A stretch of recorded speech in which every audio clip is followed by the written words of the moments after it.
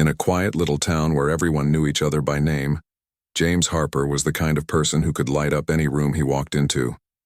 He had an easy smile, a warm laugh, and a way of making people feel like they mattered. Whether it was helping an elderly neighbor carry groceries or cracking jokes at the local cafe, James always seemed to be in the right place at the right time. Life for him was full of possibilities. He dreamed of becoming an artist, painting landscapes that captured the beauty of the world around him. James lived with his mother, Margaret Harper, in a cozy house on the edge of town. Their bond was unbreakable. Margaret often joked that James was her heart walking outside her body. She worked as a librarian, spending her days surrounded by books while James took odd jobs to save money for art school. Together they made ends meet, finding joy in simple things like cooking dinner together or taking long walks under the stars. They weren't rich, but their love for each other filled their home with warmth. One winter evening, everything changed. The air was bitterly cold, and snowflakes swirled lazily in the wind as James drove home after finishing his shift at the gas station. It wasn't unusual for him to work late, so Margaret didn't think much of it when he didn't come home right away. But as the hours ticked by and midnight approached, worry began to creep into her mind. She called his phone repeatedly, only to hear it ring unanswered. Finally, unable to shake the growing dread, she decided to call the police. What happened next shattered their peaceful lives forever. Earlier that night, James's car had skidded on a patch of ice near a curve in the road. The vehicle spun out of control, crashing violently into a tree. Emergency responders arrived quickly, but despite their best efforts, James was pronounced dead at the scene. When the officers knocked on Margaret's door in the early hours of the morning, her worst fears were confirmed. Her son, the center of her universe, was gone. The news hit the town like a thunderclap. Friends, neighbors, and even strangers gathered outside the Harper household, offering condolences and sharing stories about James. Everyone agreed he was too young, too full of life to leave this world so soon. Margaret sat numbly in her living room, clutching a photograph of James tightly in her hands. Tears streamed down her face, but she didn't make a sound. Her grief was so profound that it felt like the ground beneath her feet had crumbled away. For days, Margaret barely functioned. She stopped eating, stopped sleeping, and spent most of her time staring blankly at the walls. Her friends tried to comfort her, bringing food and sitting with her in silence, but nothing seemed to reach her. Some wondered if she would ever recover from such a devastating loss. Others whispered among themselves, fearing that Margaret might not survive the heartbreak. After all, how does a parent move forward when their child is taken from them? As the reality of James's death settled over the town, preparations for his funeral began. Friends volunteered to help organize the service, knowing that Margaret was in no state to handle the details herself. They decorated the church with white lilies, James's favorite flower, and set up a slideshow of pictures showing his happiest moments. Playing soccer as a kid, graduating high school, laughing with friends at summer barbecues. Every corner of the church told a story of a life cut tragically short. But amidst the planning and mourning, there was something unsettling about Margaret's behavior. While everyone else openly cried and shared memories of James, she remained eerily silent. She attended meetings about the funeral arrangements but contributed little, nodding absently whenever someone asked for her input. Instead, she spent hours alone in James's bedroom, touching his belongings as though hoping to find some trace of him still lingering there. His sketchbooks, his paintbrushes, his worn leather jacket, all of it spoke of a future that would never come to pass. Neighbors noticed how pale and frail Margaret looked, her once vibrant energy replaced by a haunting emptiness. Some worried that she might collapse under the weight of her sorrow, while others speculated that she was simply in shock. No one dared to ask what she was thinking or feeling, because the pain in her eyes was too raw, too overwhelming to confront directly. All anyone could do was wait and hope that somehow Margaret would find the strength to carry on. Despite the outpouring of support from the community, a heavy cloud hung over the town. People struggled to reconcile the vibrant, joyful James they remembered with the tragedy that had stolen him away.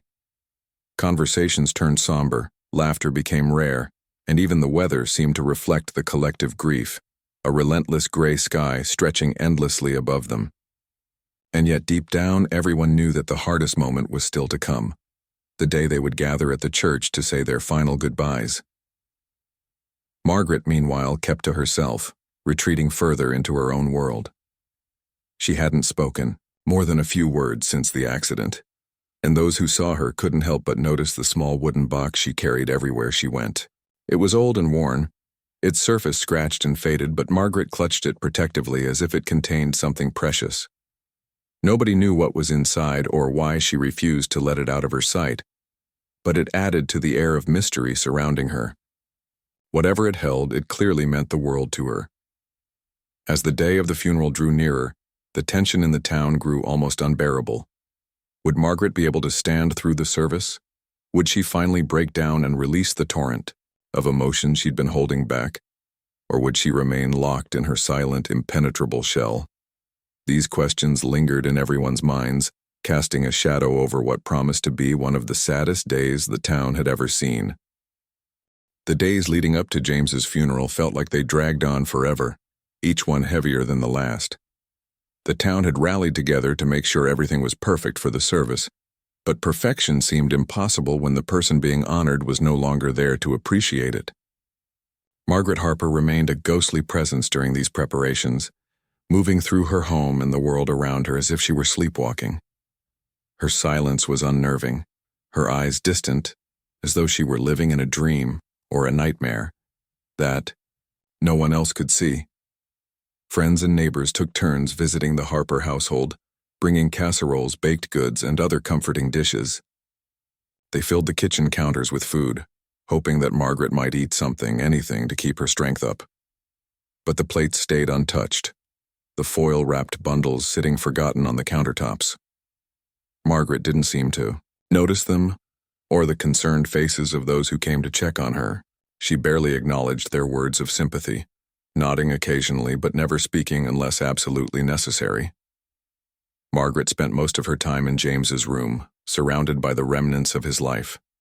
His bed was still unmade from the last time he'd slept in it, his clothes hanging neatly in the closet, his sketchbook stacked haphazardly on his desk.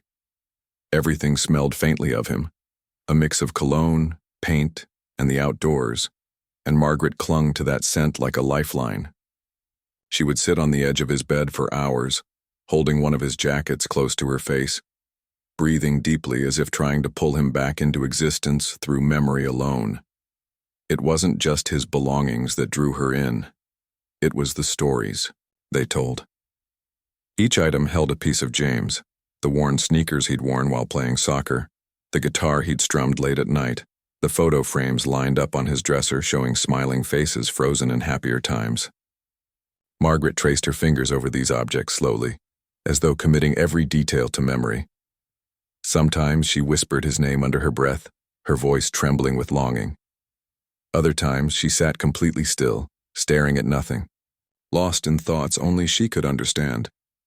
Meanwhile, the church where the funeral would take place buzzed with activity. Volunteers arrived early each morning to set up chairs, arrange flowers, and polish the pews. A local florist donated dozens of white lilies, which now adorned the altar and spilled out onto the floor in fragrant waves. Someone suggested creating a slideshow of James's life, and soon enough, friends and family began sending in photographs, baby pictures, school portraits, candid shots from birthdays and holidays. Each image captured a moment of joy, a fragment of the vibrant young man everyone loved so dearly. As the slideshow came together, it became clear just how much James had meant to the community. There he was at age 5, grinning ear to ear with chocolate smeared across his cheeks. There he was at 13, proudly holding up a trophy after winning a soccer match. And there he was more recently, standing beside his mother at a summer picnic, both of them laughing as if they didn't have a care in the world. Seeing these images side by side made the loss feel even sharper, as though the slideshow itself were counting down to the inevitable end. Back at home, Margaret received updates about the funeral arrangements from well-meaning neighbors, but she contributed little to the planning. When asked what kind of music she wanted played or whether she preferred a closed or open casket, she simply shrugged and said, "Whatever you think is best." Her detachment worried those around her, but no one pressed too hard. How could they? Everyone knew that grief manifested differently for everyone, and perhaps Margaret's way of coping was to shut the world out entirely. Still, there was something odd about the small wooden box she carried everywhere. It never left her side. Not when she wandered through James's room, not when she answered the door to accept condolences, not even when she lay down at night. People began to speculate about its contents. Was it a keepsake from James's childhood? A memento from a special trip they'd taken together? Or maybe it contained letters he'd written to her over the years. Whatever it was, Margaret guarded it fiercely, refusing to let anyone else touch it or even ask about it. On the morning of the funeral, the town woke to a gray, overcast sky. Rain drizzled softly against windows, adding to the somber mood that hung thick in the air. Margaret dressed quietly in her bedroom, choosing a plain black dress and slipping on a pair of simple flats. She didn't bother with makeup or jewelry, her usual careful grooming habits abandoned in the wake of her grief. Before leaving the house, she paused in front of the mirror, staring at her reflection for a long moment. Her face looked pale and drawn, her eyes hollow, but there was a flicker of something else behind them. Something unreadable, almost defiant. When she stepped outside, neighbors gathered on their porches to watch her go. Some offered quiet words of support, but Margaret didn't respond. Instead, she walked straight to her car, clutching the wooden box tightly in her arms. The drive to the church was silent except for the rhythmic swish of windshield wipers clearing away the rain. As she parked and stepped out, she could already hear the murmurs of the crowd gathering inside. Friends, family members, teachers, coaches, co-workers, all of them had come to say goodbye to James. The church was packed when Margaret entered, every seat filled, with some people standing along the walls. The air smelled of fresh flowers and damp wool coats, and the soft hum of conversation filled the space. Margaret moved slowly down the aisle, her footsteps echoing faintly against the stone floor. Her arrival silenced the room instantly, all eyes turning to watch her approach the casket at the front. James lay inside, peaceful and still, dressed in his favorite hoodie and jeans. Lilies surrounded him, their petals glistening with droplets of water. For a moment, Margaret stood motionless, staring down at her son. Her expression gave nothing away. No tears, no trembling, no sign of the anguish she must have been feeling. Then, without warning, she reached into the wooden box she'd been carrying and pulled out a single folded piece of paper. The gesture caught everyone off guard, and a ripple of curiosity spread through the congregation. What was she doing? What did the paper say? No one dared to interrupt, instead holding their breath as Margaret unfolded it carefully and held it close to her chest. The pastor began speaking then, his voice gentle and soothing as he delivered the opening prayer. But Margaret wasn't listening. She was focused entirely on the note in her hands, her lips moving silently as though reading it to herself. Whatever it said, it seemed to give her strength, because when she finally raised her head, her posture had changed. She no longer looked defeated or broken. Instead, she radiated a quiet determination, as if she were preparing herself for something monumental. The tension in the room grew palpable. People shifted uncomfortably in their seats, exchanging confused glances. What was Margaret planning? Why had she brought that note to the funeral? And why did she seem so resolved? These questions lingered unanswered as the service continued, the pastor's words blending into the background noise of rustling programs and sniffles.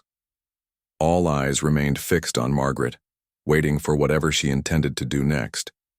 Though no one realized it yet, this moment marked the beginning of something extraordinary, something that would challenge everything they thought they knew about life, death, and the mysteries that lie between. For now, however, the congregation sat, in uneasy anticipation, unaware that the hardest and most miraculous part of the day was still to come. The church was silent except for the soft hum of the pastor's voice as he began the eulogy. His words were kind and heartfelt, painting a picture of James Harper as a bright, compassionate soul who had touched countless lives in his short time on Earth. He spoke of James's love for art, his knack for making people laugh, and the way he always seemed to know exactly what someone needed when they were feeling low. It was a beautiful tribute, one that brought tears to the eyes of many in the congregation. But Margaret Harper wasn't crying.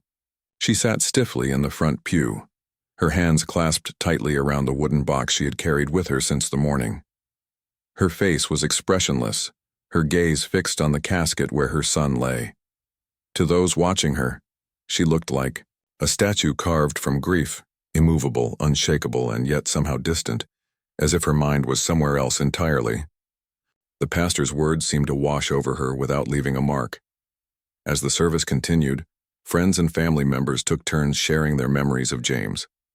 One of his high school teachers recalled how he'd once stayed after class to help clean up supplies after an art project, even though it wasn't required.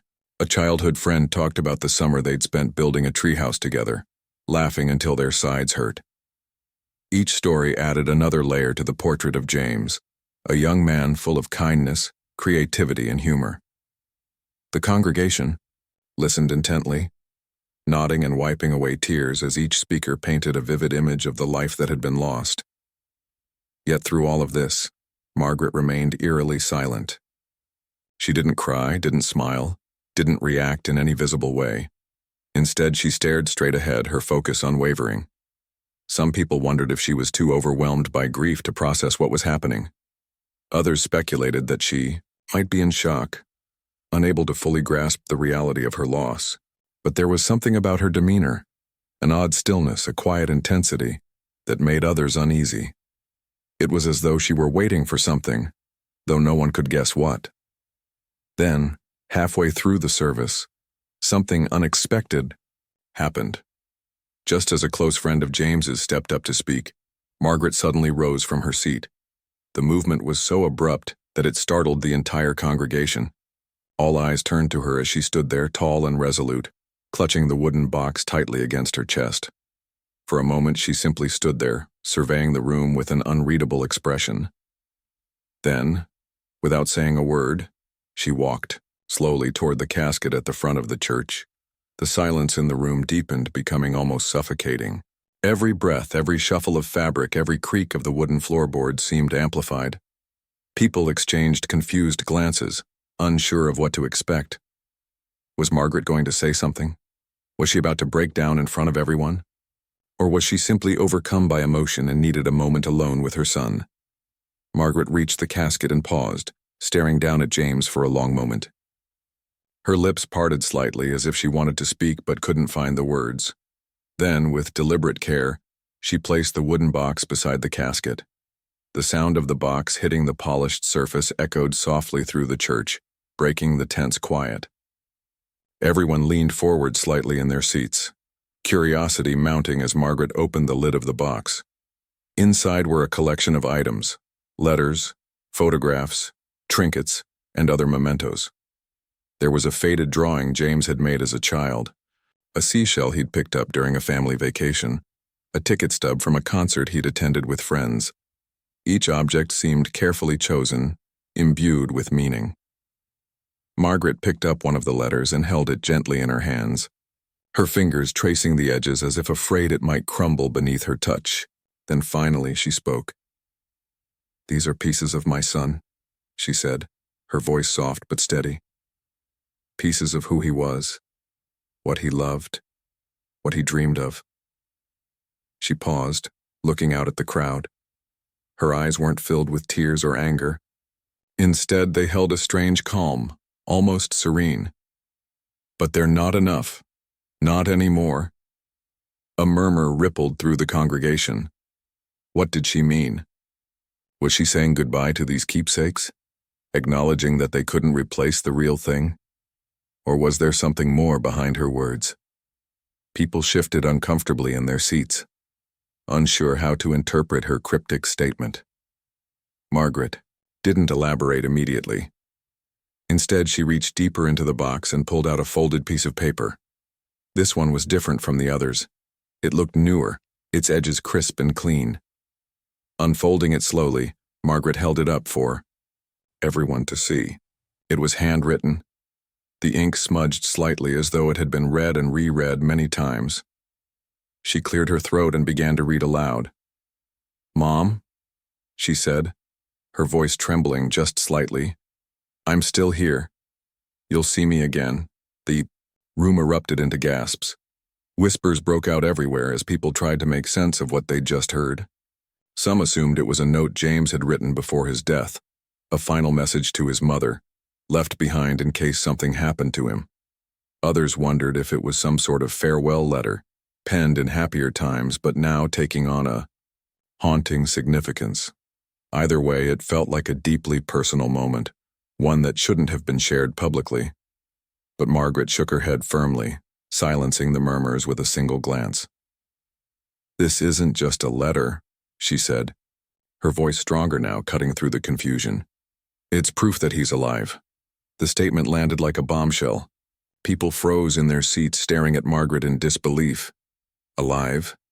How could James possibly be alive? The crash had been catastrophic, the coroner's report definitive. Everyone had seen the wreckage, heard the details. There was no doubt in anyone's mind that James Harper was gone forever. And yet here was his mother standing in front of them all, claiming otherwise. For a moment, no one spoke.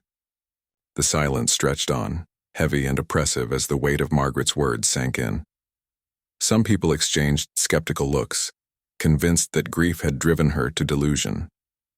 Others watched her closely, searching for signs of instability. A few dared to entertain the possibility, however slim, that she might be right. After all, stranger things had happened in life. But even they struggled to reconcile the evidence with her claim. Margaret didn't flinch under the scrutiny. If anything, she seemed more certain than ever. She tucked the letter back into the box and closed the lid with a decisive click. Then, turning to face the congregation, she said, "I don't expect you to believe me. I don't need you to. But I know what I know. My son is alive, and I will wait for him." Her words hung in the air, lingering long after she returned to her seat. The rest of the service passed in a haze, the pastor wrapping up his remarks. Quickly, as if sensing that the mood in the room had shifted irrevocably, people filed out of the church in stunned silence, their minds racing with questions. Had Margaret truly lost her grip on reality? Or was there some truth to her conviction, however improbable it seemed? Outside, the rain had stopped, leaving the world damp and glistening. As Margaret stepped out of the church, clutching the wooden box once again, she paused to look up at the sky. For the first time in days, there was a faint glimmer of sunlight peeking through the clouds. Whether it was coincidence or something more meaningful, only Margaret could say for sure. But as she walked toward her car, her steps were lighter, her shoulders less burdened. Whatever doubts the townspeople harbored, Margaret Harper was certain of one thing: her son wasn't gone. Not really. And she would do whatever it took to prove it. The moment Margaret Harper stepped out of the church, clutching her wooden box like a lifeline, whispers erupted among the crowd. People huddled together in small groups, their faces etched with confusion and disbelief. The service had ended, but the shockwaves from Margaret's declaration were far from over. Friends who had known James since childhood exchanged uneasy glances, unsure whether to comfort her or gently challenge her claims. Strangers whispered behind cupped hands, speculating about what could have driven her to such an extraordinary statement. Margaret didn't seem to notice or care about the murmurs swirling around her. She moved through the crowd with slow, deliberate steps, her focus unwavering. Her eyes scanned the faces of those gathered, as if searching for someone who might understand her conviction. But instead of finding reassurance, she encountered skepticism masked by polite smiles and murmured condolences. Some approached her cautiously, offering hugs or words of sympathy, while others kept their distance, exchanging worried looks over her shoulder. One of James's closest friends, Sarah, finally mustered the courage to step forward. She had been there the night of the accident, standing beside Margaret when the police delivered the devastating news. Now she placed a tentative hand on Margaret's arm. "Mrs. Harper," she began softly, "I know how much you miss him. We all do. But Are you sure about this? About what you said inside? Margaret turned to face her, her expression unreadable. For a moment, she simply stared at Sarah, as though weighing whether to respond. Then, with quiet resolve, she nodded. Yes, she said firmly. I'm sure. Sarah hesitated, torn between wanting to believe her and fearing that grief had clouded her judgment. But how can you be so certain? She asked, her voice barely above a whisper. James, he's gone. We saw it ourselves. Margaret's grip tightened on the wooden box, her knuckles whitening slightly. She didn't answer immediately, instead glancing down at the object in her hands. When she finally spoke, her tone was calm but resolute. Because he told me, she said simply. He came to me in a dream 3 nights ago. He said he wasn't ready to leave, not yet. And he promised me I'd see him again. The explanation did little to ease the tension in the air. Dreams, after all, were fleeting things, fragments of imagination that faded with the morning light.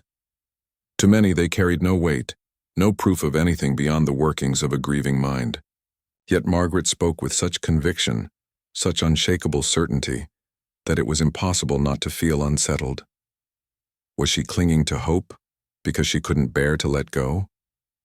Or was there something more to her story, something none of them could see?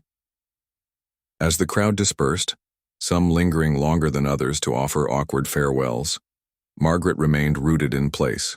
She watched as cars pulled away from the church parking lot, their taillights glowing red against the gray afternoon sky. The rain had stopped, leaving puddles scattered across the asphalt, reflecting the pale light of the sun struggling to break through the clouds.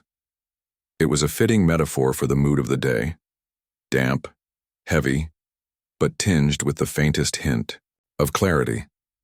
Eventually, only a handful of people remained, close friends and family members who couldn't bring themselves to leave just yet. Among them was Margaret's sister Claire, who had traveled from out of town for the funeral. Claire had always been the practical one, the voice of reason in their family. She approached Margaret cautiously, her brow furrowed with concern. Margaret, she said gently, you need to rest. You've been through so much these past few days. Let me take you home, okay? Margaret shook her head, her gaze fixed on the horizon. I can't go home yet, she replied. Not until I find him. Claire frowned, her patience fraying. Find who? Margaret, listen to yourself. James is... She trailed off, unable to finish the sentence. Instead, she reached out and took her sister's free hand in hers. Please, come with me. We'll figure this out together, whatever it is. But you can't stay here like this. For a moment, it seemed like Margaret might relent. Her shoulders sagged slightly and her fingers loosened their grip on the wooden box. But then she straightened, drawing strength from somewhere deep within herself. No, she said firmly. I have to wait. Wait for what? Claire pressed, her voice tinged with frustration. What are you expecting to happen? Margaret didn't answer right away. Instead, she opened the wooden box once more, revealing its contents to her sister. There, nestled among the letters and photographs, was a small silver locket James had given her years ago. Inside it was a picture of him as a child, grinning widely with a gap-toothed smile. Margaret picked it up carefully, holding it close to her heart. I don't know exactly what will happen, she admitted quietly, but I trust him. If he says he's coming back, then I'll wait for him, no matter how long it takes. Claire sighed deeply, torn between exasperation and compassion. She wanted to argue, to remind Margaret of the facts, of the coroner's report and the mangled wreckage of the car. But looking into her sister's eyes, she saw something she couldn't dismiss. Faith. Pure, unyielding faith. It wasn't blind optimism or denial. It was something deeper, something that transcended logic and reason. And though Claire didn't fully understand it, she recognized its power. All right, she said finally, her tone softening. If you're staying, then I'm staying too. But promise me one thing. You'll take care of yourself. Eat something. Drink water. Sleep when you need to. Okay? Margaret managed a faint smile, the first genuine expression she'd shown in days. Thank you, she murmured. I promise. With that, Claire relented, stepping back to give her sister space. The remaining friends and family members lingered for a while longer, unsure of what else to do. Eventually, they too drifted away, leaving Margaret alone outside the church. She stood there for a long time, watching the sun dip lower in the sky, casting long shadows across the ground.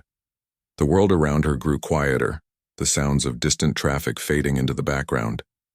All that remained was the rhythmic chirping of crickets and the occasional rustle of leaves in the breeze. As darkness began to fall, Margaret finally climbed into her car, the wooden box resting securely on the passenger seat beside her. She drove slowly, deliberately, as if savoring every moment of solitude. Her thoughts swirled with memories of James, the sound of his laughter, the warmth of his hugs, the way his eyes lit up whenever he talked about his dreams. She replayed his words in her mind, the ones he'd supposedly spoken to her in her dream. Mom, I'm still here, you'll see me again. By the time she arrived home, the house felt emptier than ever. Every corner held a reminder of James. The sneakers he'd kicked off by the door, the half-finished painting propped up on his easel, the blanket he always used when lounging on the couch. Margaret moved through the rooms methodically, lighting candles and turning on lamps to chase away the shadows. Then, carrying the wooden box with her, she settled onto the couch and opened it once more. Inside, alongside the letters and trinkets, was a small journal James had kept during high school. Margaret hadn't looked at it in years, but now she pulled it out, flipping through the pages filled with his messy handwriting. Entries chronicled his teenage adventures, his hopes and fears, his aspirations for the future. As she read, tears welled up in her eyes, not tears of sorrow but of gratitude. Each word reminded her of the vibrant, beautiful life her son had lived, the joy he had brought to everyone around him. And then, tucked between two pages near the back of the journal, she found something unexpected. Another note. This one was shorter, scribbled hastily in pencil. It read, "Even when it feels like the end, remember, I'm never truly gone." Margaret froze, her breath catching in her throat. She stared at the note for a long moment, her heart pounding in her chest. Could it really be true? Was this just another piece of James's personality, a playful, poetic side he rarely showed? Or was it something more? A sign, perhaps, that he was trying to reach her even now? She closed the journal carefully, setting it aside along with the other items in the box. Leaning back against the couch, she closed her eyes and let the silence wash over her. Doubts and questions swirled in her mind, battling against the unshakable belief that had taken root in her heart. Whatever happened next, she knew one thing for certain. She wouldn't give up. Not on James. Not on the promise she believed he had made. Outside, the stars began to peek through the clouds, their light faint but steady. Somewhere in the distance, a dog barked, followed by the soft hoot of an owl. The world kept moving, ticking forward second by second, oblivious to the turmoil raging within Margaret's soul. And yet, amidst the uncertainty, she felt a flicker of hope, a fragile, delicate thing, but enough to keep her going. Tomorrow would bring new challenges, new moments of doubt and despair, but tonight, sitting alone in the glow of candlelight with her son's belongings spread out before her, Margaret Harper allowed herself to believe. Against all odds, she chose to trust that her boy wasn't gone, not completely. And with that thought anchoring her, she drifted off to sleep, dreaming of the day they would meet again. The days following James's funeral passed in a blur for Margaret Harper. The town buzzed with hushed conversations about her declaration at the church, each retelling growing more dramatic than the last. Some people dismissed it as the ramblings of a grieving mother unable to accept reality. Others whispered about miracles and divine intervention, clinging to the faintest hope that maybe, just maybe, Margaret was right. But no matter what anyone said, Margaret remained steadfast in her belief. To her, James wasn't gone. He was out there somewhere, waiting to come back. Her conviction became almost legendary in the small town. Neighbors who had initially felt pity for her began to regard her with a mix of awe and unease. They brought food to her house not because they thought she'd eat it, but because they didn't know what else to do. Friends stopped by to check on her, only to find her sitting quietly on the porch or pacing slowly around the yard, always clutching the wooden box close to her chest. She rarely spoke unless spoken to, and even then her responses were brief and cryptic. "Do you need anything?" one neighbor asked during a visit. "I need my son," Margaret replied without hesitation, her voice steady despite the ache behind her words. It wasn't just the townsfolk who struggled to understand her behavior. Claire, Margaret's sister, stayed nearby, alternating between concern and frustration. She tried everything to bring some semblance of normalcy back into Margaret's life, cooking meals, encouraging her to take walks, even suggesting she join a support group for parents who had lost children. But nothing worked. Margaret was consumed by her mission, her every action revolving around the idea that James would return. Each morning she woke early, making tea and setting out 2 cups, one for herself and one for him, just in case he came home while she was busy. She tidied up his room daily, smoothing the blankets on his bed and arranging his sketchbooks neatly on his desk. At night she sat by the window, staring out into the darkness as if expecting to see his silhouette appear at any moment. She carried the wooden box everywhere, treating it like a sacred object, its contents too precious to leave unattended. Inside the box, alongside the letters, photographs, and trinkets, was the journal she had discovered after the funeral. Margaret read it, repeatedly poring over every word James had written. Each entry revealed a side of him she hadn't fully appreciated before: his dreams, his fears, his quiet moments of introspection. Reading them made her feel closer to him, as though he were still alive, whispering secrets only she could hear. One evening, as the sun dipped below the horizon, casting long shadows across the living room, Margaret opened the journal again. She flipped through the pages slowly, savoring the familiar scrawl of his handwriting. Then, near the very end, she found something she hadn't noticed before: a folded piece of paper tucked carefully inside. Her hands trembled slightly as she unfolded it, revealing a short note written in pencil. "Even when it feels like the end, remember, I'm never truly gone." Tears welled up in her eyes as she traced the words with her fingertips. It was as if James were speaking directly to her, reassuring her that he hadn't abandoned her. For a moment, she allowed herself to cry, letting the weight of her grief crash over her like a wave. But then, just as quickly, she wiped her tears and straightened her posture. This wasn't the time for weakness. If James believed he could come back, then so did she. That night, Margaret dreamed of him again. In her dream, he stood in a field bathed in golden light, smiling at her with the same warmth and kindness she remembered from his childhood. "Mom," he said softly, "I'll be home soon. Just wait for me."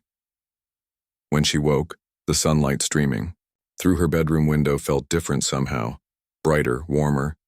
She rose with a sense of purpose, dressing quickly and heading outside. The air smelled fresh, tinged with the earthy scent of dew-covered grass. Birds chirped cheerfully in the trees, their melodies weaving together in a symphony of new beginnings. For the first time in weeks, Margaret ventured beyond her property, walking toward the edge of town where the accident had occurred. The site of the crash was marked by a makeshift memorial, a cross adorned with flowers and ribbons left by well-meaning strangers. Margaret approached it cautiously, her heart pounding in her chest. She knelt beside the cross, running her fingers over the carved wood. "I'm here, James," she whispered, her voice barely audible. "I haven't given up. I won't give up." As she stood there, a gentle breeze rustled the leaves overhead, carrying with it the faintest hint of James's cologne, the same scent she used to catch when he hugged her goodbye. Margaret froze, her breath catching in her throat. Was it possible? Could he really be near? She spent the rest of the day retracing places James loved: the park where he played soccer as a child, the cafe where he often sketched portraits for tips, the library where he helped Margaret shelve books during summer breaks. Everywhere she went, she felt his presence lingering in the air, a comforting reminder that he hadn't completely disappeared. By the time she returned home, exhaustion settled heavily into her bones. Yet instead of feeling defeated, she felt invigorated, as though she'd taken one step closer to finding him. She placed the wooden box on the kitchen table and opened it once more, examining its contents with renewed determination. Among the items, she noticed something she hadn't paid much attention to before, a small compass James had received as a gift from his father years ago. Its needle spun lazily, pointing north. Margaret picked it up, holding it close to her heart. "If you're out there," she murmured, "lead me to you." That night, as she drifted off to sleep, she clutched the compass tightly in her hand. Her dreams were vivid and surreal, filled with images of James wandering through unfamiliar landscapes, calling out to her in a voice she could almost, but not quite, hear. When she woke the next morning, the compass lay open on her bedside table, its needle now pointing steadily east. Without hesitation, Margaret dressed and grabbed the wooden box, tucking the compass safely inside. She didn't know where the compass was leading her, but she trusted it implicitly. For the first time since James's disappearance, she felt a spark of hope, not the fragile, flickering kind, but a steady flame burning deep within her soul as she stepped outside. The world seemed brighter, crisper, as if nature itself were conspiring to guide her. The road ahead stretched endlessly, winding through fields and forests, past farms and abandoned buildings. Margaret walked with purpose, her steps quick and determined. Every mile brought her closer to the unknown destination the compass promised. Along the way, memories of James flooded her mind, his laughter echoing through empty halls, his arms wrapping around her in tight hugs, his voice promising her that everything would be okay. These recollections weren't painful. They were comforting, reminders of the bond they shared, a connection that transcended even death. Hours turned into days as Margaret followed the compass, sleeping under the stars and eating whatever food she could carry. Her journey took her far from the comforts of home, into places she'd never been before. But she didn't falter. With each step, her faith grew stronger, her resolve unwavering. She knew, deep down, that she was getting closer. And then, on the third day, as dawn broke over the horizon, painting the sky in hues of pink and gold, Margaret arrived at a clearing surrounded by towering trees. In the center of the clearing stood a figure, a young man with messy hair and a familiar smile. "James," she whispered, her voice trembling with disbelief. He turned to face her, his eyes shining with tears. "Mom," he said softly. "I told you I'd come back." Margaret dropped the wooden box and ran to him, throwing her arms around him with all the strength she had left. He hugged her back, holding her tightly as though afraid she might disappear. For a long moment, neither of them spoke.